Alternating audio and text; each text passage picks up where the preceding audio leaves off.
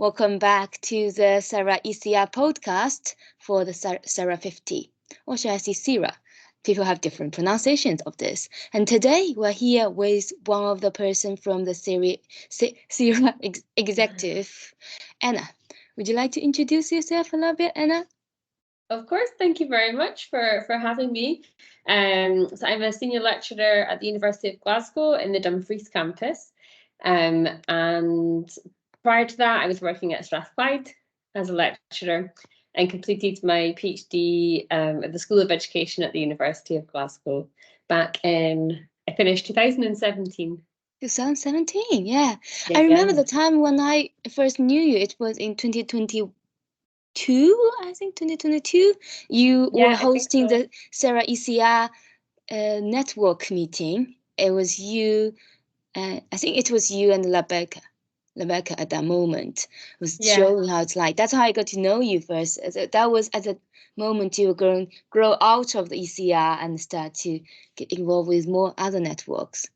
Yeah, that's right. Yeah. And I think I still sometimes think of myself as ECR, but I'm really pushing the boundaries now.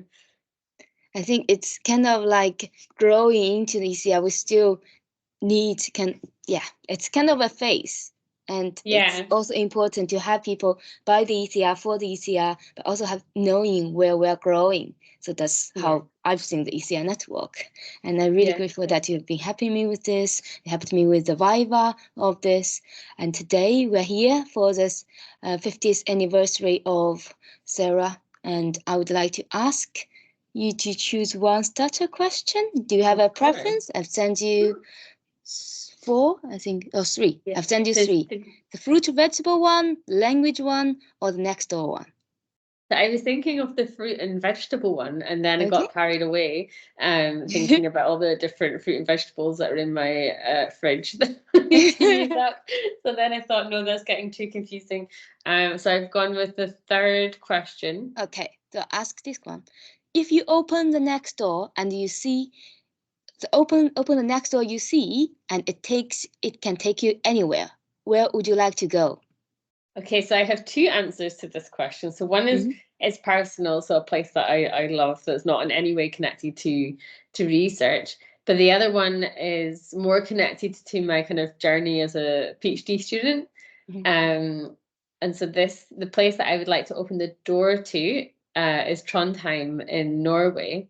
So I went a long time ago, and I can't remember the year, but maybe 2013, 2014, to a summer school that was organised by ECR, the European Education Research Association. Network. Yeah, network manager as well. Yeah, and it was amazing. It was honestly, I think, the best thing that ever happened to me during my PhD. It was great, and we met so many different students from across Europe that were involved. I heard some really interesting lectures. We worked in little small seminar groups. The university was so beautiful. Everything was just amazing, and such a stunning place. Such a friendly place, beautiful scenery. It was just the best experience. That's great.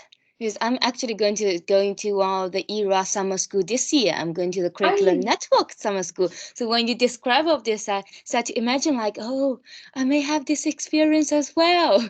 That's amazing. Oh, you will. You'll love it. You'll love it. Where is it this year? It's going to be in Nicosia. And it's going to be before the Easter Nicosia. It's 23rd to 25th of August. Yeah. Oh, I'm that so would excited be great. to hear it, especially after you describing it, like how friendly and beautiful. That how you could see people around at different kind of like you have speakers as established academics, but you all have people like you to kind of like, I think this is going to be something I'm very looking forward to in the summer, and I'm so glad that you have this very good experience when you are when you were doing your PhD. So this question is I call it the question.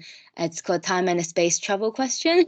I like it, and it's fun because I actually hadn't thought at all about my experience in Trondheim for a long time. So it's nice to kind of remember those things. Yeah. So now we are going to the SERA 50 question. So how did you meet SERA?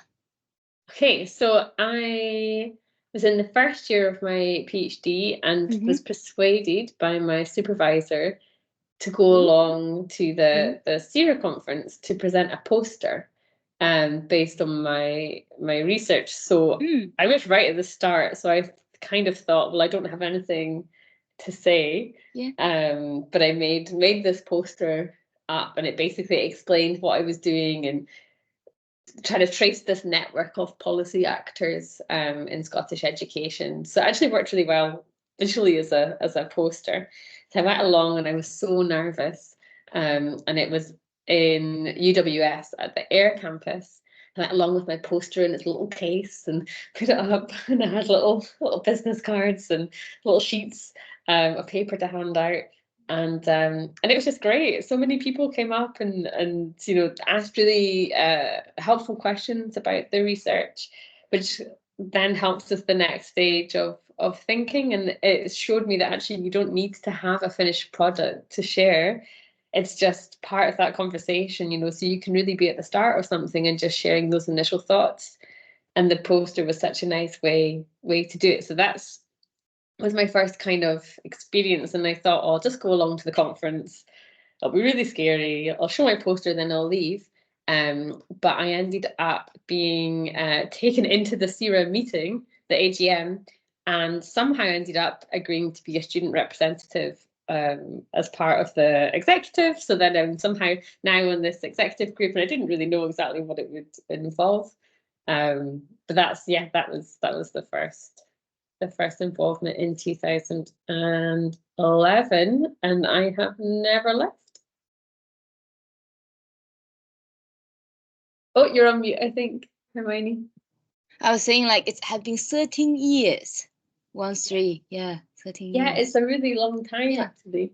So that's my first way in.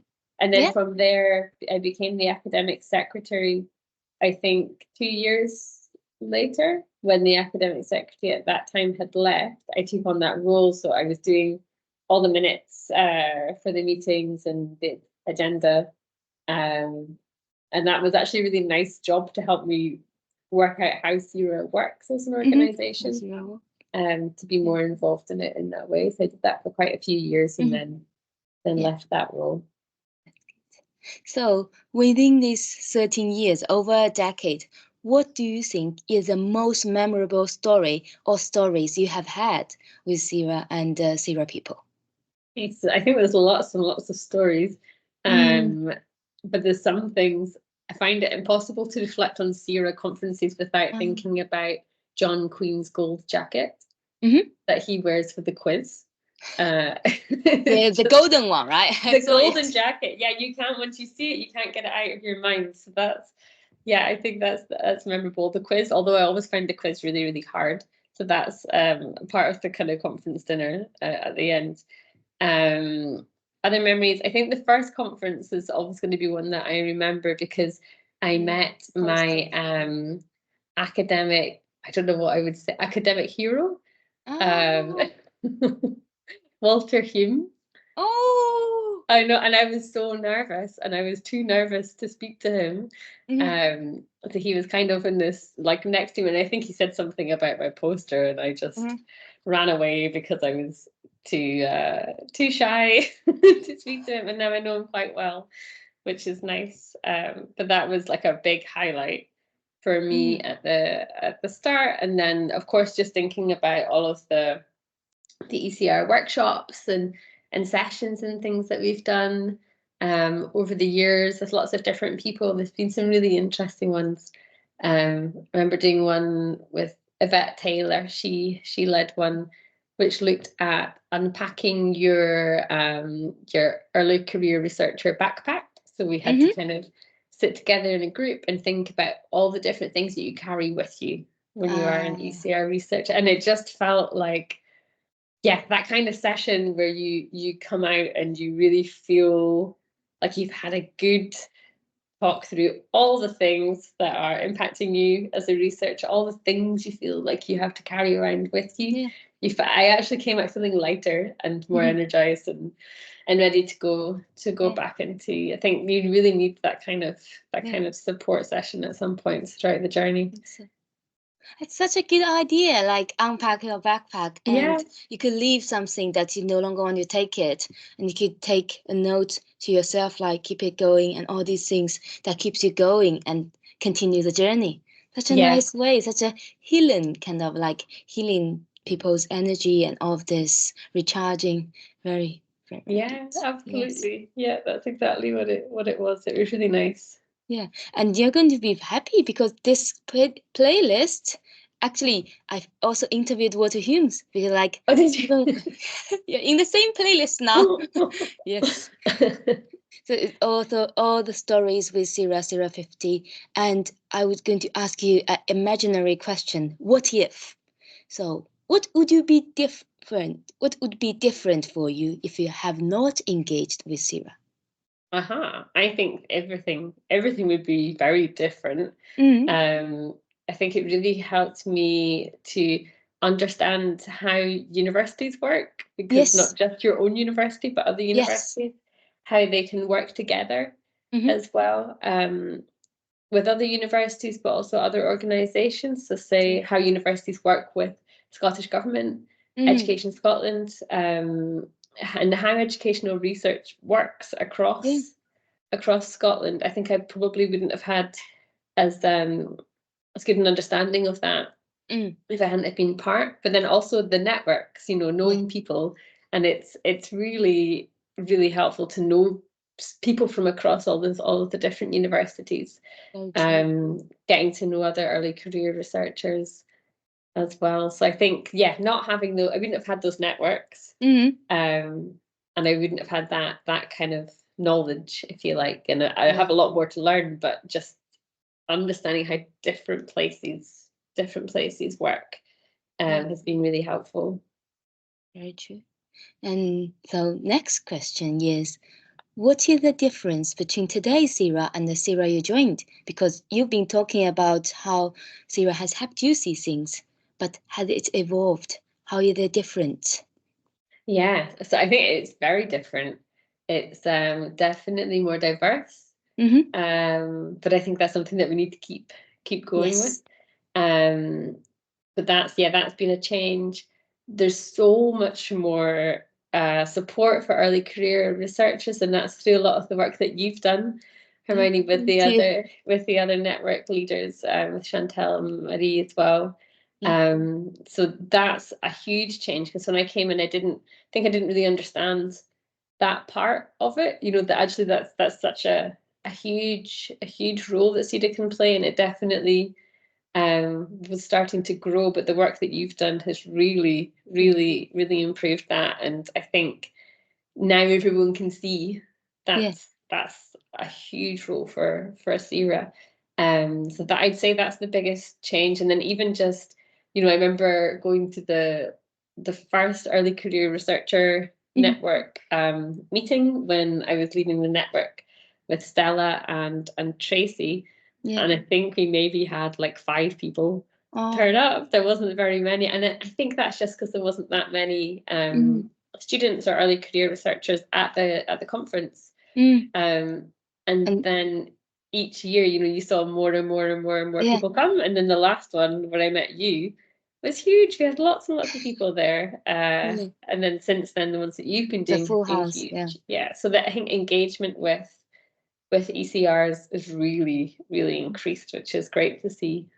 But I always remember the moment that I walked into the room and you and Rebecca were hosting it. You made it feel like everyone could have their voice and their voice would be heard. Remember, you have all these kind of posters, and you put it on, and everyone had this. And I think you and Rebecca was kind of like telling everyone, like, we are going to step off this role, and we really want you to see the change you want to see. You could become the convener. And Rebecca even encouraged me, like, personally, when we were past each other in the corridor, like, if you want to do this, if you want to see this, become part of it.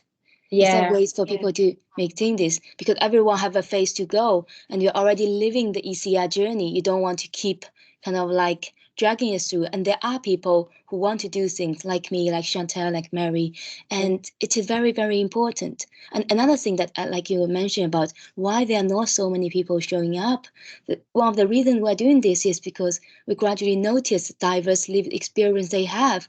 Means a particular time at a particular place may not be that easy for people who have their caring duty, who have their parent duty, who may have their day job or part-time job.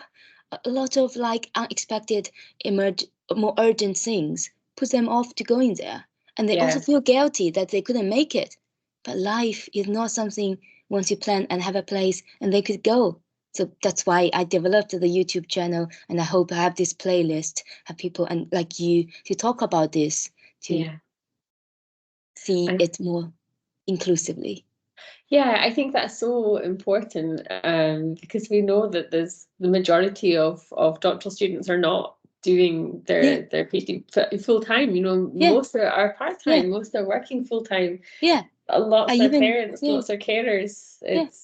We need to make sure that the support that an organisation like SERA provides isn't just for those that are following the standard full-time model, because that's just not the case anymore. Very true. And I think it's amazing the work that you're doing to make sure that it's more visible to those people and that it works for a diverse audience. And I think with Labaki, you know, we were really keen that it's not for us to say when we were leading that network what it should be. It's everyone.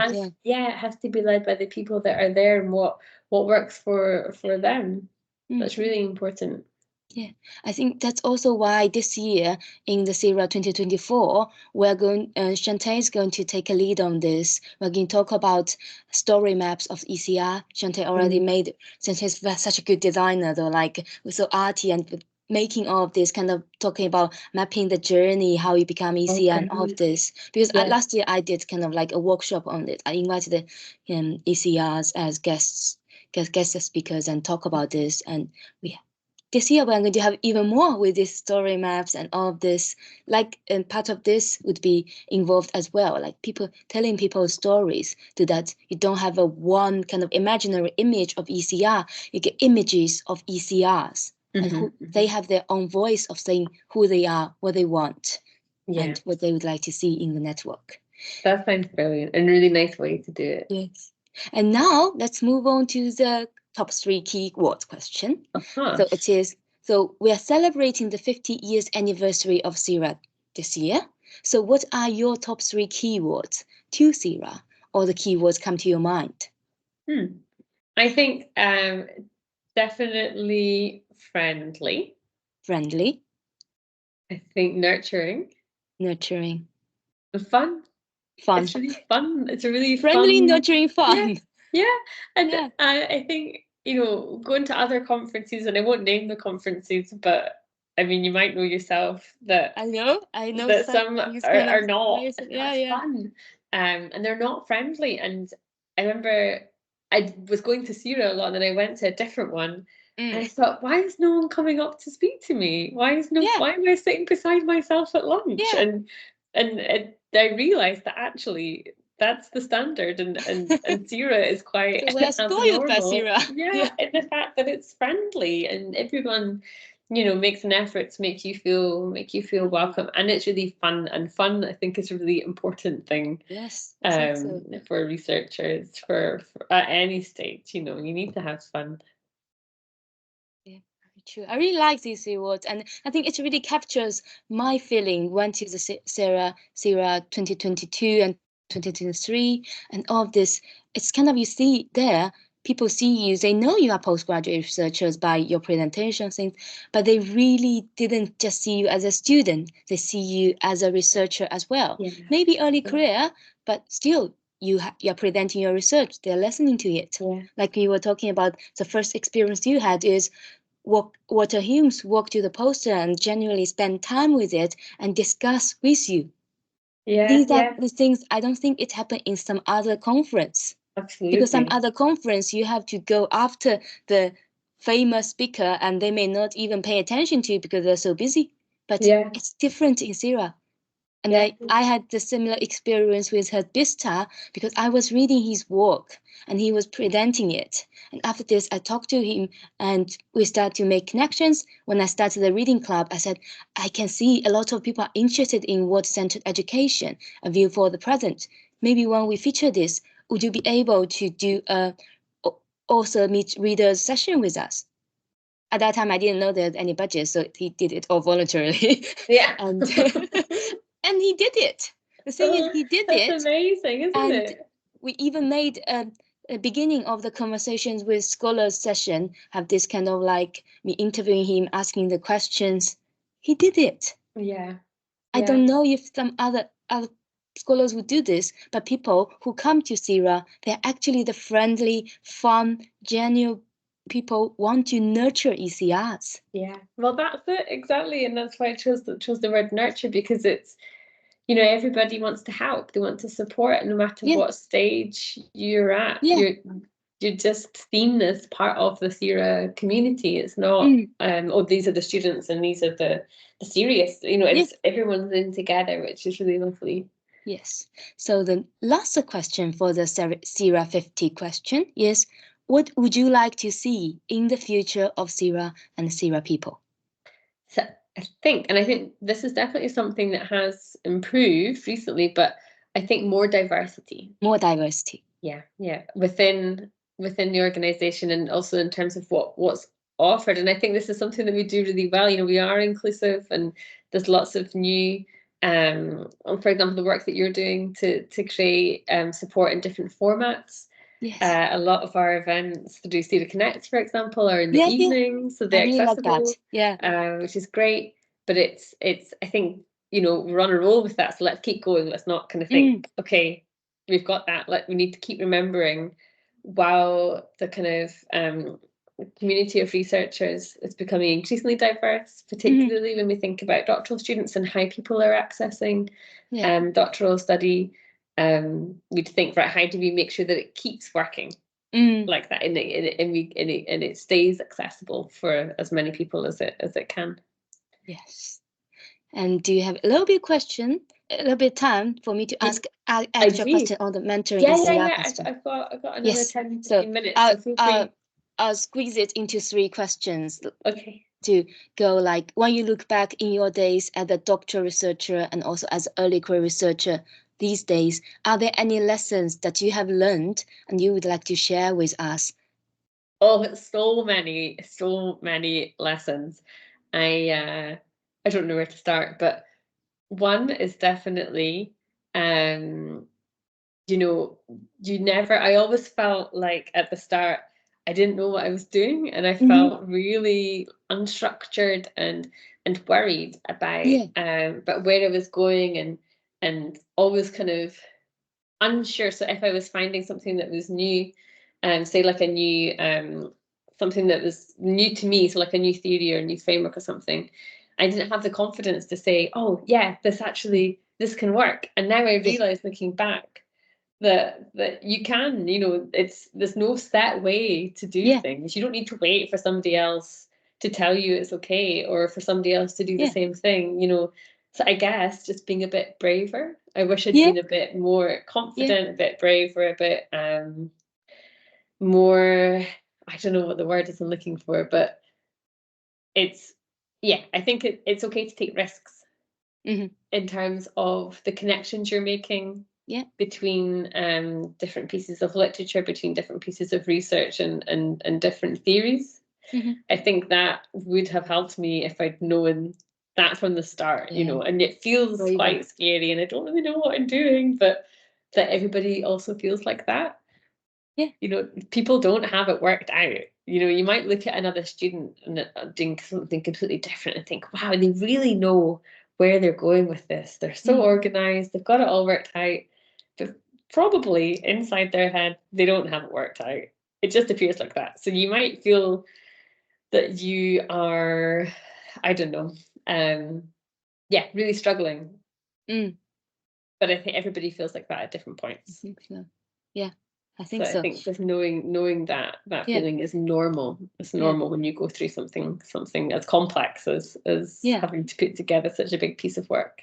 That's why I said it's so nice that you've been talking about unpacking your ECR pack, the workshop, and we've been talking about the diverse stories, the diverse lived experience of this, because there's so many times people only focus on so-called the publication and success stories. They didn't see how much which is beneath, like which is under the sea level, under the ground. Yeah. And all of these things, it's very, very important to be mentioned. They should no longer be hidden in doctoral curriculum or in kind of an ECR journey. Yeah, I think that's really, really important. It's not just about, the stuff that you put on your university profile. It's all the other stuff that's going on. And so I think building a network is really important. So tapping into those networks like the SERA network, but also more local. I was really lucky that when I started my PhD, there was quite a large group of doctoral students. Nice. Got on really well, and we organised writing retreats together, and we went and wrote in cafes, and we went to each other's offices, and we cried, and it was a really nice group. I called them my PhD support community. But I think across different institutions it can be different, particularly if you're accessing it part-time. So say you're doing an EdD, for example. So I think it's about, trying to find a group, trying to make contacts and join in with, online writing groups, for example. Because it can be a really lonely process. So being able to connect in with other people is so important. I think so. I think it's at this moment, especially after the pandemic, a lot of people feel more isolated, and for different reasons, they may have to do it on part-time. They may not meet person in the office.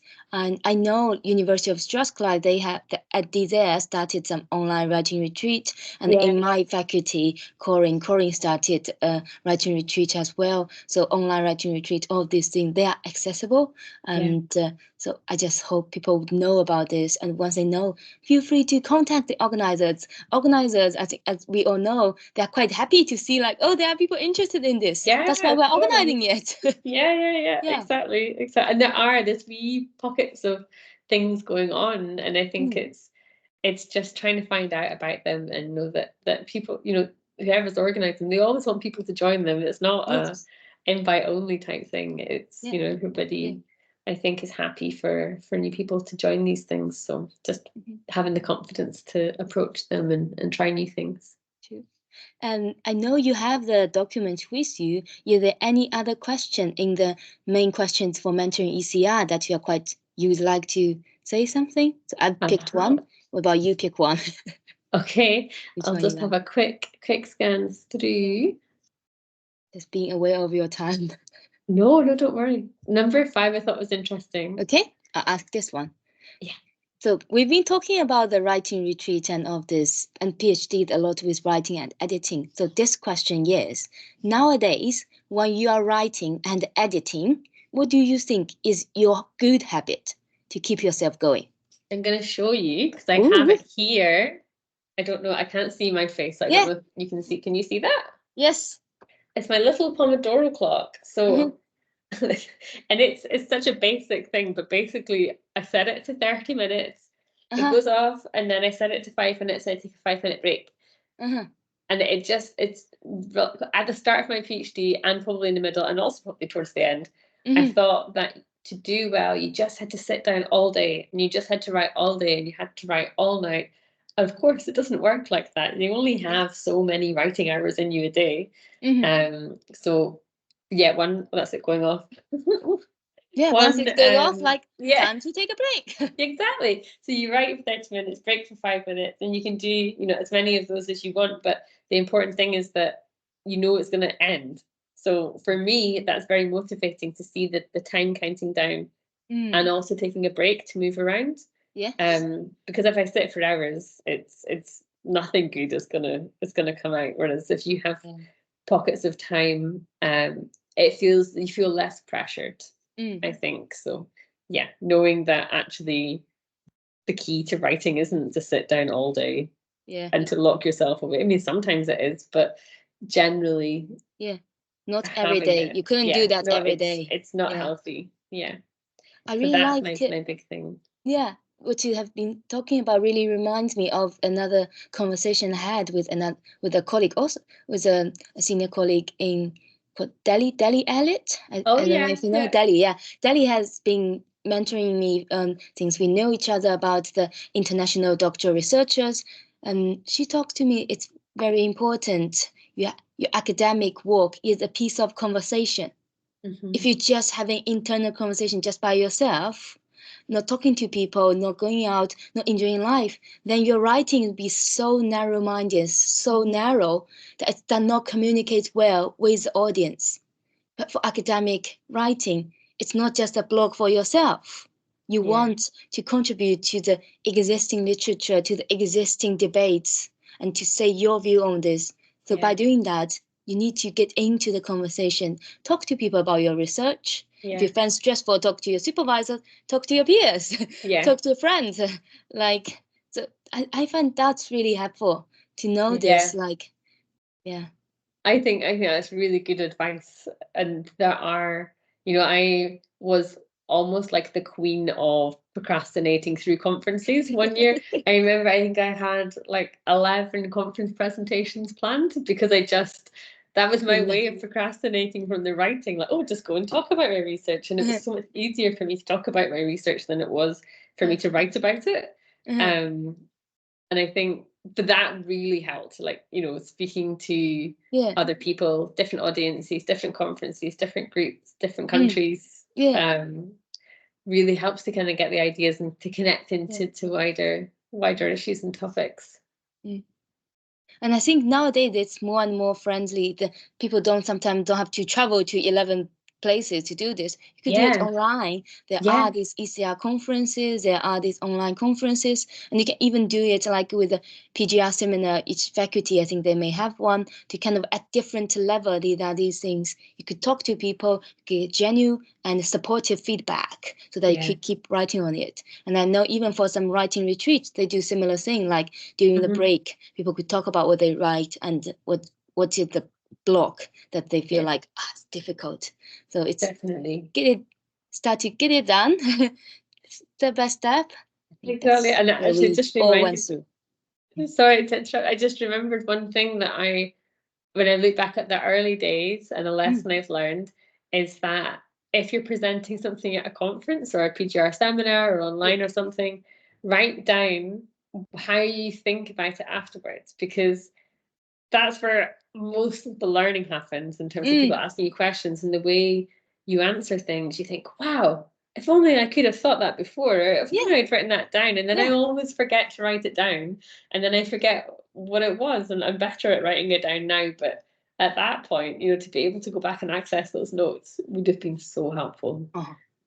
And it's like, because we have done our Viva, right? It's like a mock Viva. It's an informal mock Viva, right? Because that could be the question your Viva examiners ask you, and you just get to practice it earlier. It's only later on I noticed, like the supervision, like all these mini Viva, they have read it, they have listened to you, and now they want to know more. And once you change it into this kind of like mindset, think it in this way, you would no longer feel like, I'm not good at this. They already think it's good enough, and they just want to know more about it. And your job is just to clarify your thoughts, explain it more to them, because your writing is not long enough, or you haven't been addressing what they're interested in. And in this way, the conversation became more, like you said, friendly and also nurturing. You see that they're interested in your research. That's the point. And that feels so nice when you're at that early stage, to realize that, what I'm doing is actually mildly interesting. It's nice. Yes. So can I choose another question from the mentoring ECR? Of course, yes. Okay. So what have you, ECR, when I take on board, I was thinking about, we are talking about early career researchers. It's very important to have the edit writing phase, editor writing workshop. So we have, and the C is conversation with scholars like you, and R is reading club. And I would like to ask you, what have you been reading recently that you found thought-provoking or eye-opening, and you're okay to share. Okay, so I have not had very much time to read recently, but I have I have this really bad habit of finding books and buying them and then piling them up, thinking, okay, tonight's going to be the night. Tonight, maybe my child will go to sleep early enough and I'll be able to start to read some of these books. But one of these books is, I actually have it here, so I carry it everywhere with me, and I haven't fully. The corruption of co-design. Yes, so it was recommended to me by somebody that did a seminar on co-design and education policy recently, based on Australian research. And this is, so I've been researching basically how Scottish government particularly creates education policy through relying on networks of organisations. Yeah.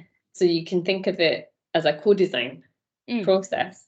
And this is the first book I've found that it talks about it from a different angle, but it's this idea of co-design as corruption is what I find so interesting.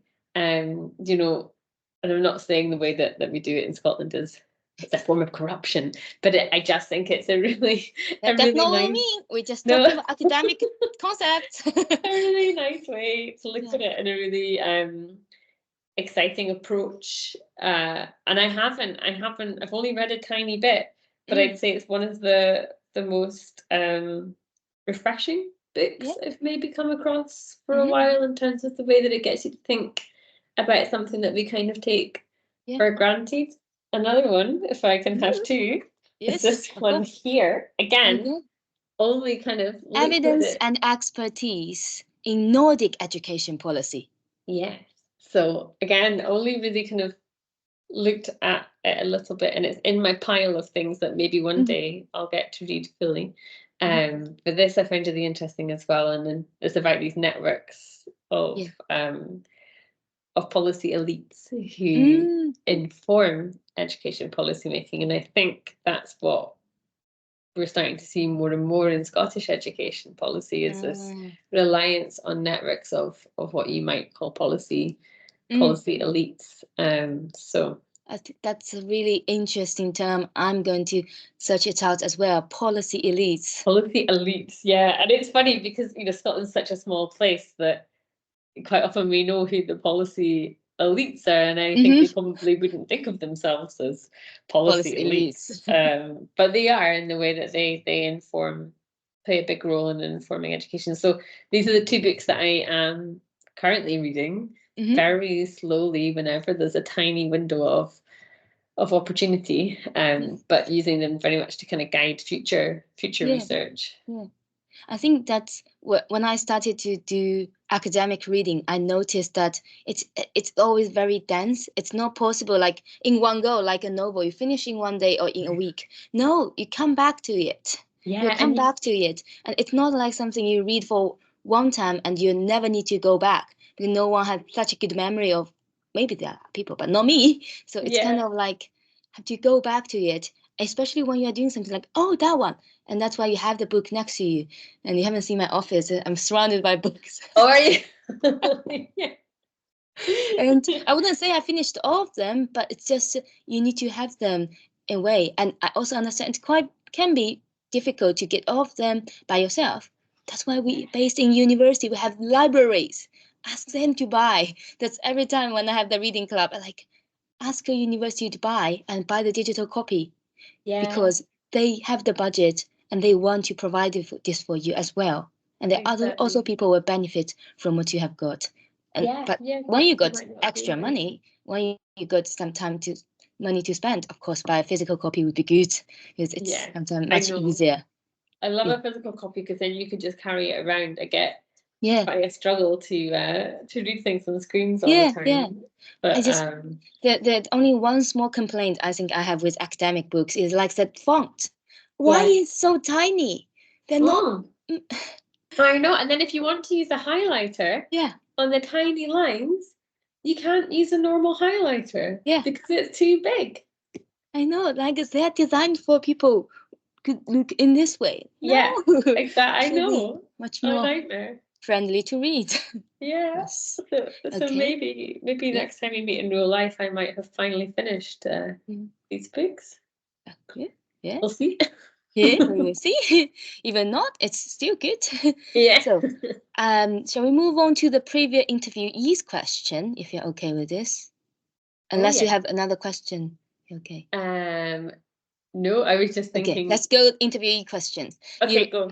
Did the one I sent to you have the Walter Humes question? No. Okay, so I probably sent you before I interviewed Walter Humes. So now you get a choice. I also have Walter Humes question if you want to choose that. So the reason to have this is we try to build connections between the previous interviewees and current interviewees. So always ask people to choose at least one question from the previous interviewees and leave a question. Oh, okay. Well, that sounds interesting. Yeah. So what was Walter's question? Yeah, I guess you're going to be interested. Yeah. So Walter Humes' question is there a risk to academic freedom in the corporate culture of universities? Wow. So is this a question that he's left? Yeah, he left this question. And he answered Vista's question and Carsten Kankley's questions. Okay. Wow, I think, do you want me to answer that now? If you want to. It's a big question. I think it's a difficult question to answer, which probably tells you my answer to the question.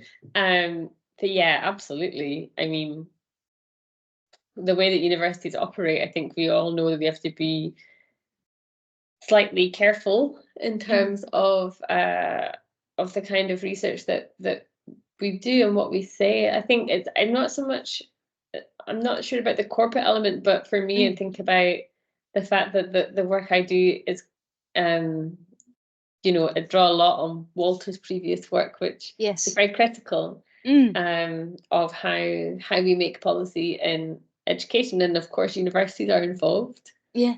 In that, organisations like the Scottish Council of Deans of Education are involved in that, and organisations that we work with and organisations that fund our research are key players in that. So I think, you always have to be thinking about those relationships when we do critical research. So of course, I think it's something we have to be mindful of, and something I find quite tricky to navigate, I guess. And I'm only just at the start of that navigation in my career. So hopefully, I don't know if it becomes easier as you go through, but it's definitely something I find really, really hard, really complex to think about. Yeah, it's a not easy question, but I think it is the kind of question I expect Walter Humes would ask. That's a very what do you think about it? Yeah. So now I need to think of a question to leave. You need to think of a question as well. Do I need to tell you right now? Yeah, if you have one, but if you haven't got one, you could tell me later. Okay, I'll have a little think. Okay. About what I'd like to hear the people answer. And I'll email it to you. Is that okay? Sounds good. Yeah. Excellent. Thank you so much for your time today. No problem. Thank you so much for interviewing me. It's been really interesting to speak with you about all of these things and to reflect on SERA. Yeah. Nice. Great.